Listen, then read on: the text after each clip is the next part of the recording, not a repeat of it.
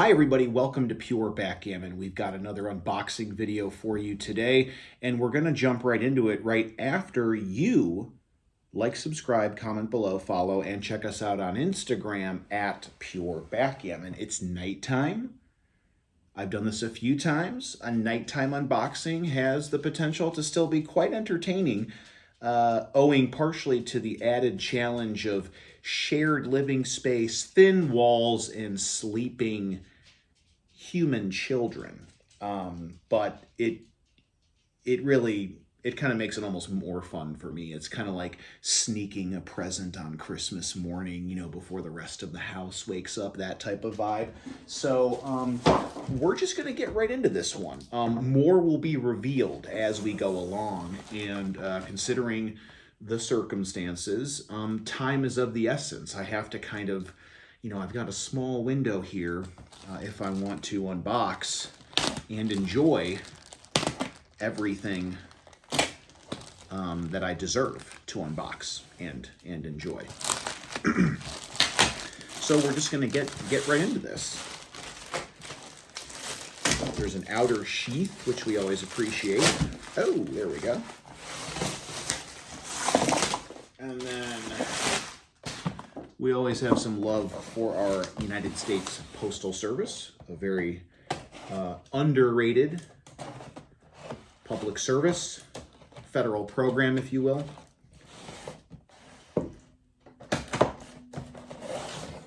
And, well, I don't want to keep harping on, anything that's even tangentially political in this country nowadays. Although maybe I should. Maybe we should talk about that. Maybe not right now. Maybe not right now. Like I said, the sleeping children, because that's going to get me really riled up. Day or night, my blood is boiling. And I'll leave it at that. Oh, yeah. Oh, yeah. This is a work of art. This is a work of art, dude. Ooh. It is in amazing condition. Oh, yeah. Look at that little cloth tapestry on the exterior. Nice little, oh dude, this is, I don't know what that is, embroidered or wow, what is this? Is it canvas? I don't know. Faux leather trim, nice little blue. Oh dude, navy, the colors pop. It's brown, but it's almost orange. Yo, nobody's upset about that. Wow, this is really one of the most perfect exteriors I've ever unboxed. I mean, a couple fuzzies, which is to be expected. I mean, we wake up and there's lint in our belly button. Where does that come from? So a little bit of lint or a rogue hair is one thing, but yo, I mean, the corners, what is that? Is there a little... There's a little schmoojie right there, little schmidgen right there. But wow, fantastic fixtures. It's a mid-size board. But there's nothing wrong with that. Yo, and there's nothing wrong with this. Okay. Oh, great cups. Great cups. Hopefully you can see in there. Look at trip lip in the cups. Cups match the exterior trim. There you go. This is a SKOR MOR. And I gotta tell you, man, backgammon rules. We all know it, but it's nice to have someone tell us every once in a while. I have really, I guess I could say, come around on SKOR MOR sets. Maybe it's almost a bit of a revolution of sorts. A renaissance in my mind, because for years I equated and sort of presumed, I guess not incorrectly, that SKOR MOR was responsible for some of the most basic, boring, bland boards I'd ever seen. The kind that I have railed against at length. Brown with brown accents. And I mean, I guess they've always been well-made sets, but I just found them very uninspired. And then a few weeks ago, a few months ago, I did an unboxing of a set that I bought for cheap. I figured it was going to be an easy, rehome, you know. But in the unboxing video, you can see me, fall enamored of this SKOR MOR set in real time. It had little brackets on the exterior corners, impeccable craftsmanship, and and was large. It was a large. It was grandiose. It was luxurious. And I'm left here thinking, SKOR MOR, luxurious. It's true. And since then, I've been kind of on the lookout for SKOR MOR sets, because I just some of them are, especially if they are cool colors. And SKOR MOR made a lot of varieties, because as we just saw, the exterior of this set is that sort of like linen, cloth exterior that was in remarkable condition. And this interior is great too. I kind of glossed over it, but you see here it's a deep, deep navy, almost like a Mariana Trench, navy blue with maroon and white points, matching pieces. All original dice here. We did take a gander at those dice cups, and the doubler is about as standard as you can get, but you can tell it's all original.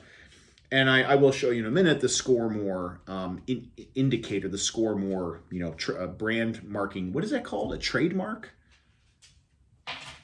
Logo? Whatever. It's here. Little gold, little SKOR MOR thing, which is nice.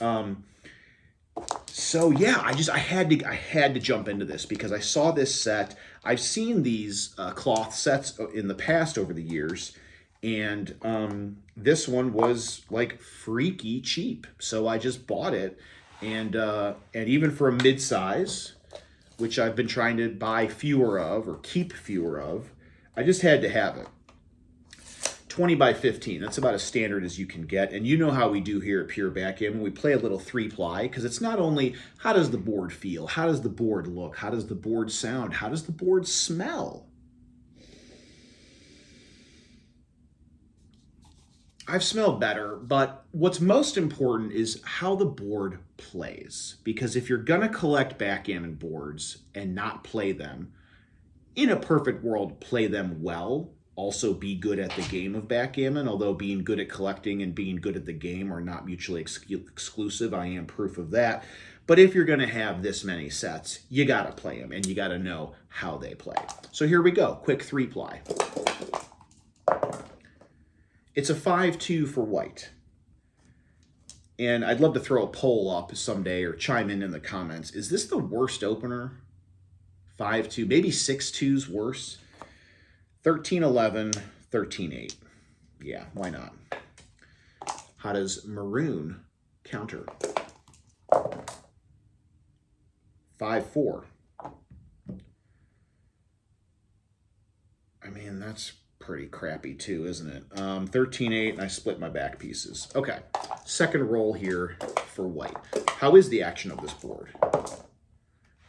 Good. It is a little small. I gotta tell you, yeah, these mid-sized boards, they don't give you a lot of room to throw the dice. They don't give you a lot of dice room, even when the game begins, and the board is probably about as open as it's going to get, right? But overall, the board is great. These cups are fantastic. It's a 5-1 for white, and they do have a chance to double hit, or maybe just single hit and slot the golden point. If you were playing really conservatively, maybe you'd go 11-6 and split the back pieces. You know what? Can you do that? All right, you hit one. Great bar. I've been paying attention lately to the bar, and I'm going to get into that in a minute. But yeah, let's go 11-6 and just bring somebody home. Leave one shot off the bar. Because these attachés are two different pieces sort of melded together with hinges or sometimes with leather straps and whatnot. Every once in a while, you get kind of a wonky set that doesn't exactly even out, when it's open, and you have a wonky bar. And that's so lame, because one of the arguably the finest joy of backgammon, besides winning a game, is to smack your opponent and then throw him up on the bar, throw him or her, or them up on the bar. And if you throw it up on the bar and then just watch the little wonky piece slide off the bar because the bar is subpar, that's not cool. So I definitely wanted to hit somebody here because I want to see how the board plays. And it's got a good bar. Second roll for maroon, they're on the board, but they do have a shot here on the 5 point, what would be their 20, and they pop double 4s. Now that's interesting. So you're in there on the, what is that, the 21 point. I think you got to hit, obviously. Good bar. And then I think Mr. Good Bar, great candy bar. And then I think since you've got an extra piece down here on your 8 point, you want to make the 4 over there. So you got a 2 point home board for white. Their final roll, it's a 5-1 again. So 5-2, 5-1, 5-1 for white. So they're in with the 5, and what the heck, I think you got to just hit on that point again. Now, let's see. You're maroon, you got a shot off the bar, you got a barely a better home board, but you've already sent one of white's back. And I do like trying out, I do like getting this doubler, the doubling cubes involved, just for the sake of, you know, how does the board play? So you double. I mean, it's not the fun, you know, the strongest double. You got a little bit of an advantage here. Why not? And if you're white, obviously you're going to take because it's just too early not to take. So maroon's final roll is a 5-3. So boom, they hit. And now I think in lieu of hitting loose on your own 5 point, I think you just go 4-7 and try to begin to get your guys out, because now you've sent 2 of white back, and they're way behind in the race. I don't know if you can see this, particularly in my night lighting, but there is a little bit of a crack there on the face of the tube. But overall, I think this is a perfect board. I got to be honest with you. The interior is so clean, so well made, and this is something I'm noticing about SKOR MOR sets. They sew the tips of the points down, so there is not going to be that phenomenon of like the corner of the point, you know, peeling up after some aggressive, you know, crossovers. So the pieces, as is so often the case, do need to probably just be polished. I've recently been doing that, going through my old sets, and particularly with my Bakelite pieces, just running them through some like warm water with some Dawn dish soap and polishing them up. And it's a nice little way to pass a Saturday evening alone. But yeah, now look, obviously the doubling cube is pretty boring, but it's original and it's in great shape. All the inking is there, all the etching is there. So 10 out of 10 for the doubling cube, 10 out of 10. 10 out of 10 for the dice, even though I just showed you a flaw in one of them. But they're original dice, they look great. And I love the colors, man. I really love these colors. The maroon, obviously, but all the accessories are great.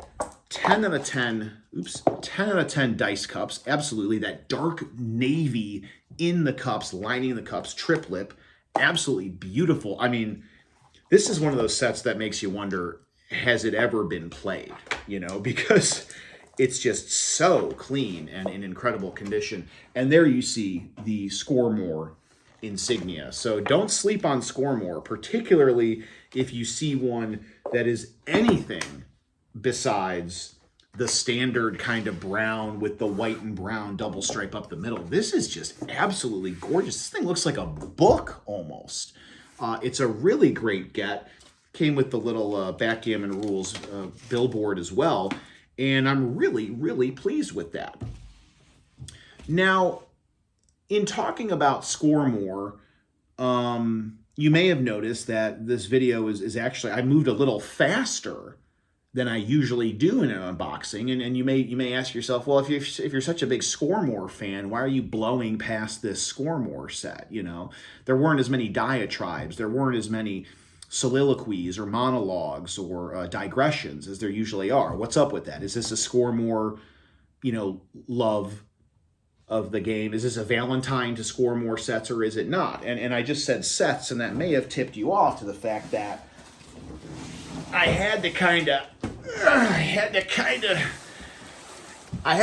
of breeze through that first one, because this is the SKOR MOR set I really want to see. So now we're going to get into this one. It's a twofer.